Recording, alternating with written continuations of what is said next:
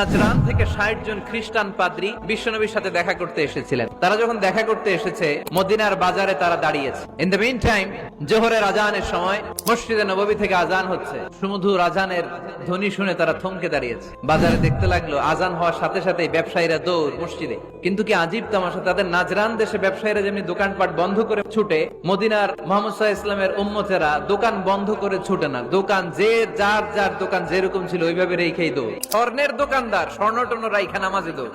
এই দৃশ্য দেখে খ্রিস্টানরা অবাক, কয় থাক আর দেখা করার দরকার নাই। কিভাবে মুহাম্মদ সাল্লাল্লাহু আলাইহি ওয়াসাল্লাম গোটা বিশ্ব কবজায় এনেছে এই দৃশ্যই দেখে আমরা বুঝতে পেরেছি।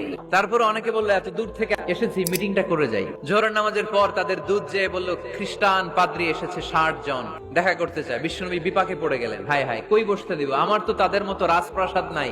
এক সাহাবী বললেন, ইয়া রাসূলুল্লাহ, পাহাড়ের পাশে ছায়া আছে, চলেন ওইখানে বসি। আল্লাহ রাসূল বললেন, একটা কথা বললা, এরা খ্রিস্টান মেহমান, এদেরকে নিয়ে ছায়ার মধ্যে বসা যায় নাকি? আর এক সাহাবী বললেন, ইয়া রাসূলুল্লাহ, আমার খেজুর বাগান, খেজুর পেড়েছি, খেজুর পাতা দিয়ে একটা বিছানা করে দে, ওইখানে বসি, কেমন হয়? রাসূল সাল্লাল্লাহু আলাইহি ওয়াসাল্লাম বললেন, না, they are the foreign delegates, তাদেরকে নিয়ে তো এইভাবে বসা যায় না। বলতে না বলতে ৬০ জন খ্রিস্টান পাদ্রী এসে হাজির। কি করবেন বিশ্বনবী? উপায় অন্তর না দেখে ৬০ জন খ্রিস্টানের জন্য বিশ্বনবী নিজ হাতে মসজিদে নববীর তালা খুলে দিয়ে মসজিদে ঢোকার ব্যবস্থা করে দিয়েছেন। বিশ্বনবী খ্রিস্টান খোঁজে নাই, নাস্তিকের বাচ্চা কিনা ওইটা খোঁজে নাই। বিশ্বনবী দুই চোখ দিয়ে দেখেছে এরা মানুষ।